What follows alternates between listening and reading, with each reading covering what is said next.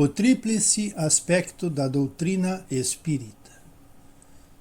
Nas palavras de Kardec, científico, as manifestações dos espíritos; filosófico, princípios morais em que se assenta a doutrina; e o religioso é a aplicação desses princípios.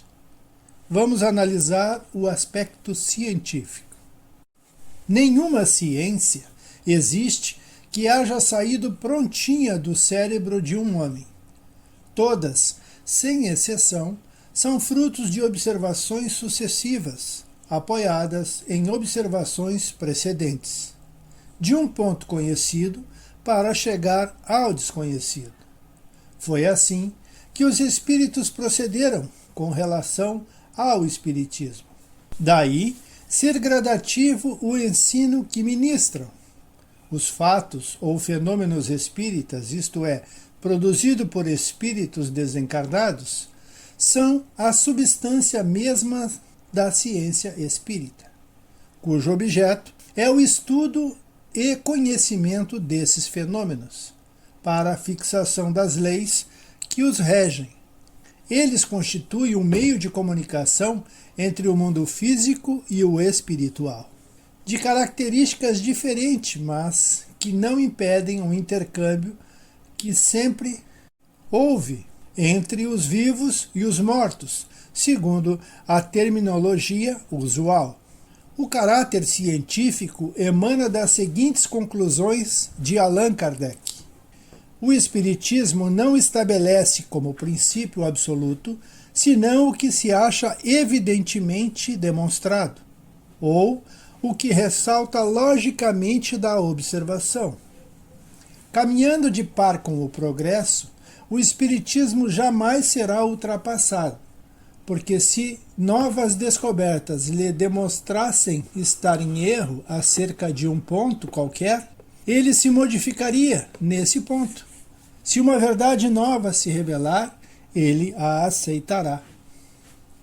Gabriel Delany, em sua obra O Fenômeno Espírita, também salienta o papel científico do Espiritismo quando diz: o Espiritismo é uma ciência cujo fim é a demonstração experimental da existência da alma e sua imortalidade, por meio de comunicações com aqueles aos quais impropriamente têm sido chamados mortos. Sendo assim, a ciência espírita se classifica entre as ciências experimentais e se utiliza do método analítico ou indutivo, porque observa e examina os fenômenos mediúnicos, faz experiência, comprova-os. Vamos ver agora o aspecto filosófico. O aspecto filosófico do Espiritismo vem destacado na folha de rosto do Livro dos Espíritos, a primeira obra do Espiritismo, quando Kardec classifica a nova doutrina de filosofia espiritualista. Na conclusão desta mesma obra, Kardec enfatiza: falsíssima ideia formaria do Espiritismo quem julgasse que sua força lhe vem da prática das manifestações materiais e que, portanto, obstando-se a tais manifestações, se lhe teria minado a base. Sua força está na sua filosofia, no apelo que dirige à razão e ao bom senso. De fato, o Espiritismo é uma doutrina essencialmente filosófica, embora seus princípios sejam comprovados experimentalmente, o que lhe confere também o caráter científico. Quando o homem pergunta, interroga, cogita, quer saber o como, o porquê das coisas, dos fatos, dos acontecimentos, nasce a filosofia, que mostra o que são as coisas e por que são as coisas o que são. O caráter filosófico do Espiritismo está, portanto, no estudo que faz do homem, sobretudo espírito, de seus problemas de sua origem e da sua destinação. Esse estudo leva ao conhecimento do mecanismo das relações dos homens que vivem na Terra com aqueles que já se despediram dela, temporariamente, pela morte. Estabelecendo as bases desse permanente relacionamento, demonstra a existência inquestionável de algo que tudo cria e tudo comanda inteligentemente, também conhecido como Deus. Definindo as responsabilidades do espírito quando encarnado, nós chamamos de alma, e também do desencarnado, o espírito, o espiritismo é filosofia, uma regra moral de vida e comportamento para os seres da criação, dotados de sentimento, razão e consciência. E por fim, o aspecto religioso. O Espiritismo, diz Allan Kardec, é uma doutrina filosófica de efeitos religiosos, como qualquer filosofia espiritualista, pelo que forçosamente vai ter as bases fundamentais de todas as religiões: Deus, a alma e a vida futura. Mas não é uma religião constituída, visto que não tem culto, nem rito, nem templos, e que entre seus adeptos nenhum tomou nem recebeu o título de sacerdote ou de sumo sacerdote. No discurso de abertura da sessão anual comemorativa dos mortos na Sociedade de Paris, publicado na Revista Espírita de dezembro de 1868, Allan Kardec, respondendo à pergunta: o Espiritismo é uma religião?, afirma a certa altura: o laço estabelecido por uma religião, seja qual for o seu objetivo, é essencialmente moral, que liga os corações, que identifica os pensamentos, as aspirações e não somente o fato de compromissos materiais, que se rompem à vontade ou da realização de fórmulas que falam mais aos olhos do que ao espírito. O efeito desse laço moral é o de estabelecer entre os que ele une, como consequência da comunhão de vistas e de sentimentos, a fraternidade e a solidariedade, a indulgência e a benevolência mútua.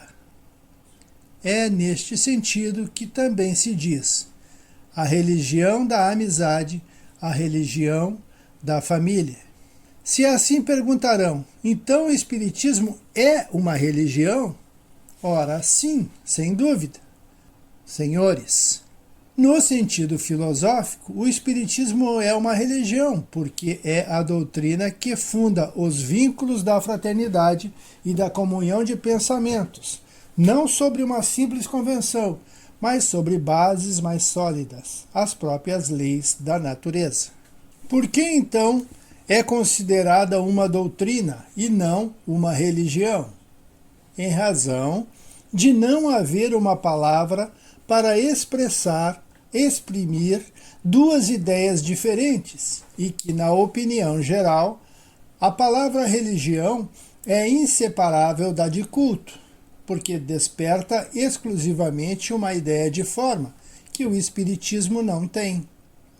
Se o Espiritismo se dissesse uma religião, o público não veria aí mais que uma nova edição, uma variante dos princípios absolutos em matérias de fé. Uma casta sacerdotal com seu cortejo de hierarquias, de cerimônias e de privilégios. Não o separaria das ideias de misticismo e dos abusos contra os quais tantas vezes a opinião se levantou. Não tendo o Espiritismo nenhum dos caracteres de uma religião, na acepção usual da palavra, eis porque simplesmente se diz doutrina filosófica e moral. Deste conceito decorrem 3 graus de adeptos. O primeiro, os que creem nas manifestações e se limitam a comprová-las. Para esses, o Espiritismo é uma ciência experimental. Os segundos, os que lhe percebem as consequências morais. E os terceiros, os que praticam ou se esforçam para praticar essa moral.